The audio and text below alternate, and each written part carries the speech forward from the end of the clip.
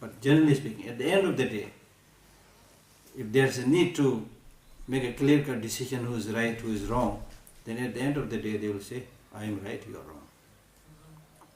You may be not right, but still that is our tendency, you see. So therefore it is because of this ignorance, as I said earlier, because of this ignorance. So first day over, second day also come down now.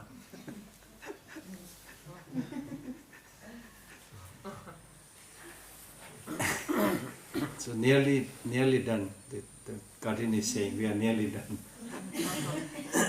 Waiting for tomorrow. Waiting for tomorrow. Yeah. So that's the thing, you see.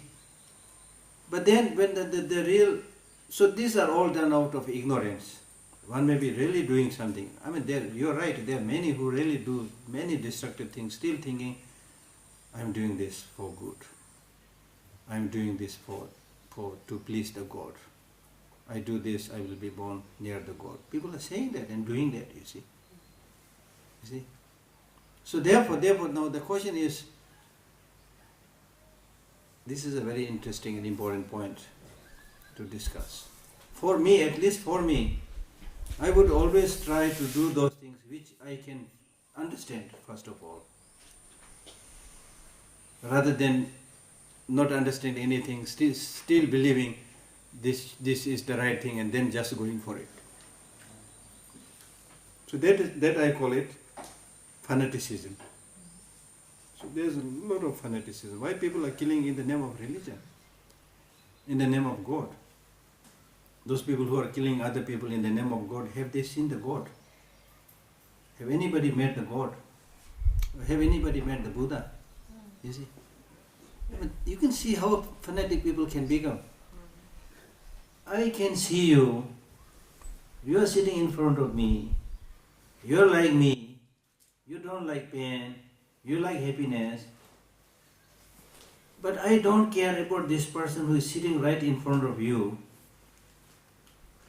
and pretending that you care about somebody, God or Buddha, whoever, about which actually you have not much idea, really. So this is called, for me, this is madness. This is really madness. So therefore, first of all, you should do those things which common sense tells this is right or this is wrong, you see. So that I think is very important. So therefore, it is this element of ignorance, you know. Like for example, in ancient times, you know, people used to believe that each and every, you know, religion is the best thing, you know. And then gradually when we came into contact, it was not so easy. But now more and more we contact, we realize that there are many good things in other tradition, other culture, other religion, you see. So when we remove those ignorance, then things change, you see. Yeah. That's it? A very little one. I heard that from one of my Sangha friends, that if you rejoice in other people's deeds, so then you also collect good virtues. Yeah. I was wondering if he was like, if it's true that if I rejoice, he said you can even do nothing, just rejoice in other people's wills and get good karma. Positive karma, good karma. Positive. Oh. Yeah. Easy way. That's good. Thank you. Not for everybody. It's for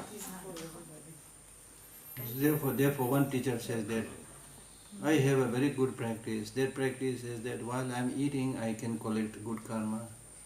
I have a good practice. That practice is while I am sleeping, I can collect good karma. You know, that's the mental attitude, you see. Even when you go to sleep, for example, just before going to sleep, if you think about something destructive, something violent, watch a horror movie, whatever, you know, then it's very likely in the dream will also be affected, you see. But just before going to sleep, you think something about positive, do some prayer, whatever, you know, the sleep will also be, the whole sleep will become virtuous. So it's mind. mental outlook, how you see things. Yeah. So killing, stealing. Stealing includes robbery also, burglary also. The English word stealing or even Tibetan word kuwa generally means taking something stealthily when other people don't know. But in the text actually it says stealing means taking those things which other people had not given to you. So it can be done in so many ways. One, if for example, if he is my student, he pays a lot of respect to me, then I see a nice pen in his hand. Then I say, oh, this pen is so nice, Can I give it? I'm saying quite nicely, gently, you see. He was not prepared to give it. Actually, earlier motivation was not prepared to give it, but I said, can I give it? So I'm using my force, being the teacher, whatever, Of course he will say, yes, Gela, please give it. Then I give, that's stealing. Stealing is not just theft. Okay? Stealing. Then also, of course, burglary, forcibly, robbing it at gunpoint. So I will read the consequences of such wrong actions later on, maybe in the second session. Then sexual misconduct. Sexual misconduct. Yeah. What happens? You said that it's stealing when someone didn't intend to give you this thing. And for example, if I pay something for buying something and I get change, and the change was more than it should be, and I didn't pay attention, and then later on I saw that I got more money than I should have. Then there is a possibility for you to go back and give the money, give it. Yes. Otherwise it's stealing. Yes. Otherwise, Yes. Excuse me? yeah. Is it also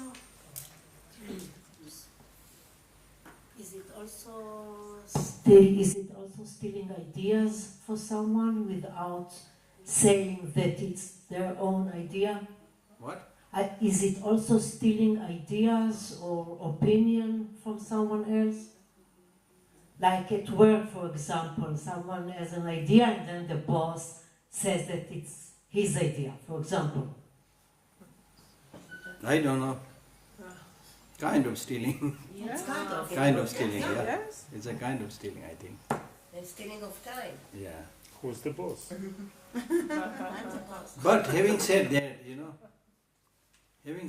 this I cannot make a clear-cut answer to this because there is no idea which you can have which did not belong to someone else before.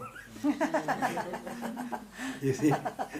So that's why if you look at this copyright system, it's so interesting, Somebody published a book, say 5-10 years back, then if you look, that it's copyrighted. So without seeking the permission to translate or publish it, if you publish it and translate it, that's copyright violation. So that is, I think, like stealing.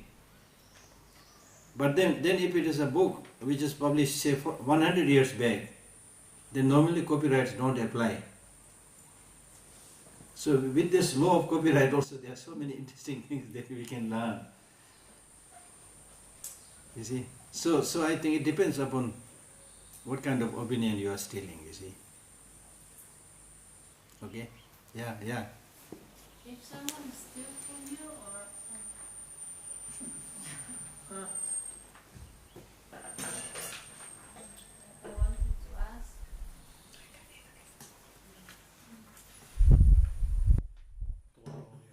I wanted to ask if someone steals from you or kill you or something, maybe it's a result from your past life that you steal from him or killed him. So maybe it's like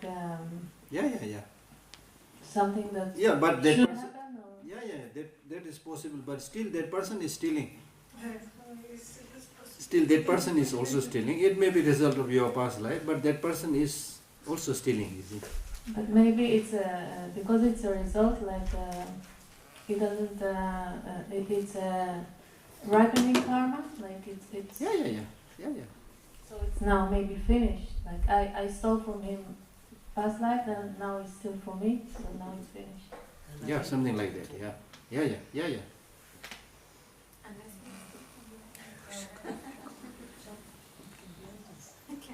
And someone when he was young, his moral value were quite low, and he used to steal. And then he grows up and he's What? changing, Yeah.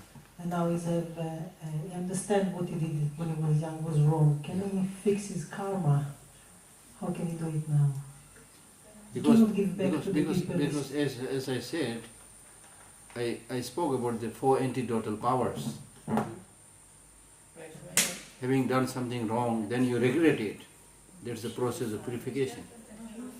So you have already started the process of purification. Because you are not continuously doing it. You see. The past is gone already. The past karma is not here today. Past karma was there in the past. Okay? Now because of that past karma, you may be experiencing certain fruit right now. So with that purification, you will also lessen the experience of that fruit. Okay?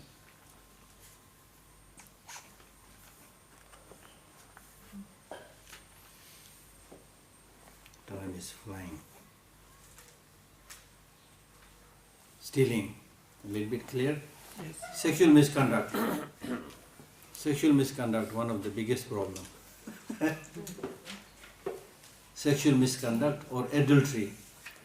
That means having sex with somebody who is not your wife, who is not married.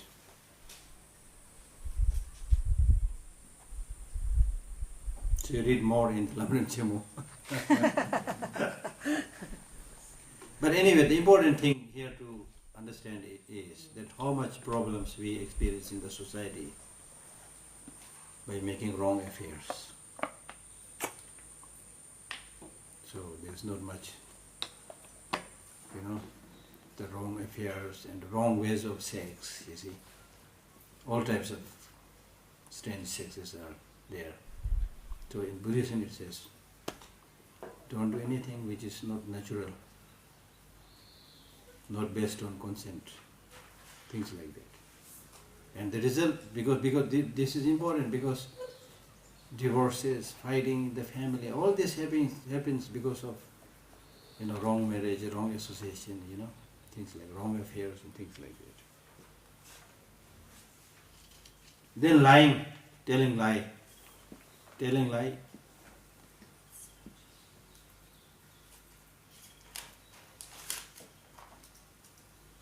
Telling lie means to say what you have seen as not seen. Have you seen? I have not seen. Have you done? I have not done. Lying. Lying is cheating. I'll read more about the fruit, then you will know about this more. But otherwise you know lying. But lying also sometimes like black lying, white lying, mixed lying, things like that. White lying, for example, means if somebody, a hunter came with his gun or arrow chasing a deer to kill, and the deer just ran and passed in front of us and goes from this window and jumps and goes. Then the hunter comes. Have you seen the deer? No. Which direction you go? No? Either you say no, or you say, oh, I thought some animal going somewhere, but I don't know. You see?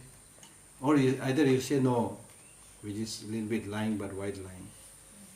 Or you can say that, yeah, I thought something came, but I really didn't know where it go. Something like that, to save the life of that animal. Those kind of lyings are almost kind of permitted lying. And then of course, some of the lyings are very bad lying. For example, lying that You know me? I'm Geshe Lhakdor. I studied Buddhism for so many years, you see. And I did a lot of practice, you see. Now, interestingly, these days, I'm able to see many interesting things. I have precognition, I can tell about your future life. You see? If you start telling these things, when you don't have any of these qualities, then this is called great lying. Great lying. Great, check it Yeah, out. big lying, not great. Great is not a good word. Big lying. Big lie. You have no clairvoyance, no precognition, but you say I have clairvoyance. You cannot perform any miracle, but you say I can perform miracles. And many, unfortunately, some teachers do this. Believe me. Because ordinary people, you will not understand that how gullible ordinary people are. In a way gullible, in a way innocent people are. They trust somebody, Nobody. They trust people, you see. Especially somebody comes as a teacher, they start trusting them. And then the teacher, unfortunately, the bad teacher takes advantage of that. And says strange things. Oh, you do like this, then you will have this. And sometimes it happens, Not because they know it, but it happens, they think, oh, the Lama has so much power, he said, and then it happened, It's almost like saying, tonight you go to bed, and tomorrow I'm sure you will wake up. Of course you will wake up tomorrow. But then that fellow will say, the Lama said I will wake up, so I wake up, You start believing. Your mind, when it's ready, you believe in many things, you see. Then start seeing the magic and mystery in the hand of the Lama. So you should not be so gullible. Well, you develop respect. But you don't have to do everything the Lama says. Because sometimes, in the Buddhist teaching, they say, they do whatever the Lama say. That meaning you have to understand properly. If the Lama is really qualified, the student is also reasonable qualified, then it's okay to do whatever the Lama says to do it, you see. But if the Lama is also not so qualified, the student is also not so qualified, then how can you say that you believe everything the Lama says? So in that case, what should you do? You should listen to good teachers, but don't take that person as your teacher or Lama. Just listen to him as a lecture. Right now I am giving lecture, okay? Unfortunately, I am not going to become your Lama. So I am just giving lecture. You listen to the lecture, and if you get some benefit, of course you can appreciate, just like any help. Okay, Geshe give a good talk, I really appreciate that. That's a normal human courtesy, That you should do that. But you don't have to tie your neck with me saying, oh, he is my teacher, So you have to be very careful even in choosing which teachers to follow. Don't do it hurriedly. Don't do it hurriedly. Take time, do some experiment. And then if you feel comfortable in terms of his knowledge and more in terms of his compassion, these two, there are many qualities, but out of which the most important thing is that the teacher has more knowledge than you, otherwise he cannot teach. He has to more knowledge than you. Then more importantly, he has compassion for other people, for the students. If he has compassion, then he will not cheat the student. And then thirdly, he is able to do some hard work for the student, spending time teaching, things like that. So take time. It's very, very important. Sometimes we hurriedly go to somebody, oh, that Rinpoche was so great, Then after some time, that Rinpoche wanted sex with me. Many cases like that. I'm being very open. Then you start complaining, saying all the bad things. I myself, had people who come to me who had experienced such things and asking me how to solve this problem. Then I told them, in the beginning the Lama was good, you got benefit, so that part you remember good. Now he is not good, he is doing bad things, that part bad. So because of this, now you don't have to continuously follow their Lama, their teacher, not with bad ill will. earlier good, later bad, but now because of this bad relation, I cannot continue. So you don't have to sit there, you see. So using your common sense, it's almost like marriage, you know. It's really, it's almost like marriage. Use your common sense, very important, yeah.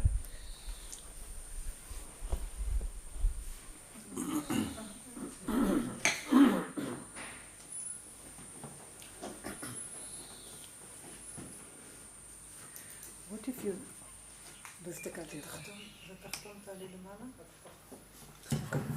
What if you said the truth to someone who you really loved, in the bad, painful truth to someone you really love from the family? He knows the truth. And now for another occasion in the family, you don't say the entire truth, because if you say like an anniversary or so, it will make him sad. So in my terms, it's not a lie, but it's not saying the entire truth. But the intention is not to make him pain while suffer in an occasion in which he has to be very joyful and merciful. Like my mother, I'll be more specific, okay? Yeah. I said to my mother some harsh truth before. Yeah. Now we are going to celebrate her 18th anniversary, and I prepared a book for her, okay? Yeah. So I wrote all the good things. Yeah. I prepared, I took everything, I gathered all the information, photos, it took me time. But I didn't say the entire truth about our relationship. I chose to highlight only the positive things. Yeah. And there were many, and now I didn't lie, but I didn't say the entire truth, because it will make her painful. She wants to show it to all her friends and family. Yeah, that's good. That's good. Good, right? Okay. Very good. But I've said the truth once, maybe before, but in 4 eyes, not in. Oh, so okay. Exactly. And what is the truth? Painful. Painful. Question.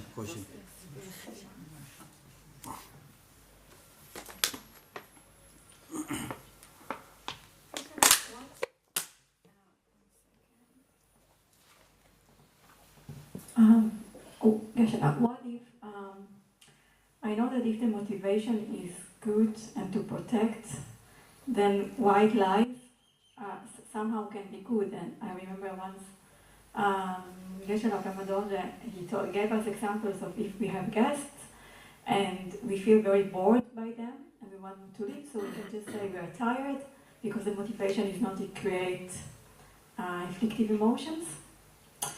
And I was wondering, for example, what if I'm late to my work? And I know that if I would just say I'm sorry to my boss, she might be angry. So, but if I'll say something, oh, I'm sorry, there was an accident, she might not be angry.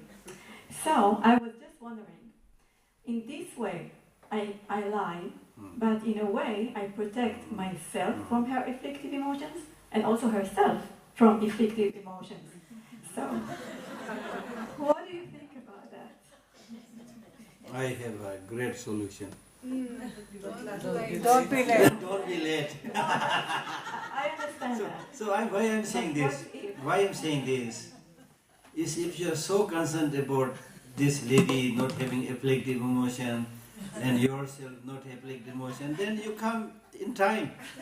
Of course. But Okay. But sometimes if there is a very, unforeseen event that takes place, then you tell her. So You tell her that why you are late.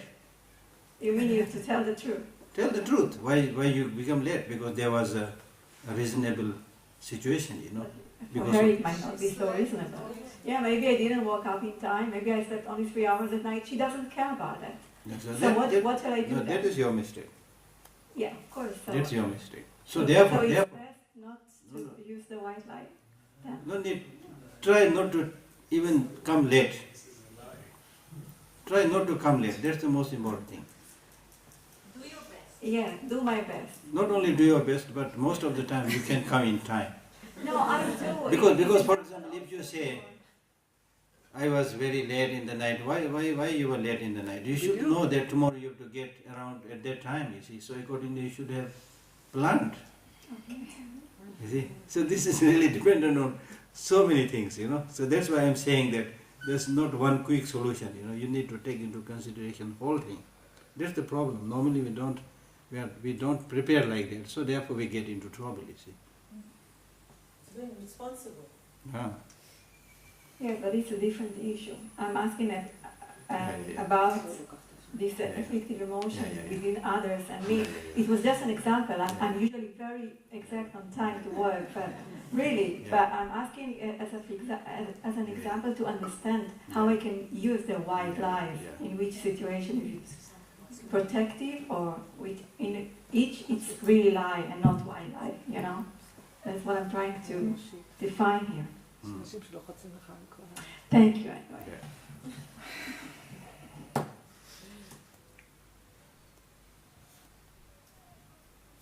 Any questions?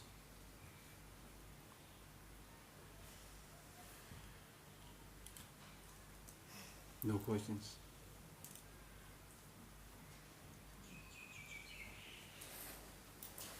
Then we stop. Okay?